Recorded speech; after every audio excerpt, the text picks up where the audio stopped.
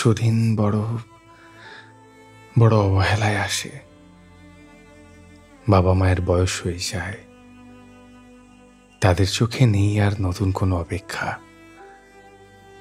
প্রিয় মানুষ হয়ে যায় অন্য কারো। খুব খুব চেনা সম্পর্কটার হুট করে নাম বদলে যায়। আকাশ ছোঁয়ার ইচ্ছেরাও রং হারিয়ে ফেলে ততদিনে। রোগ শোক জেগে বসা শরীর সায় দেয় না নতুন করে স্বপ্ন দেখতে। ক্লান্তি, অবসাদ, অপেক্ষা, এই যেন নিত্যদিনকার জীবন।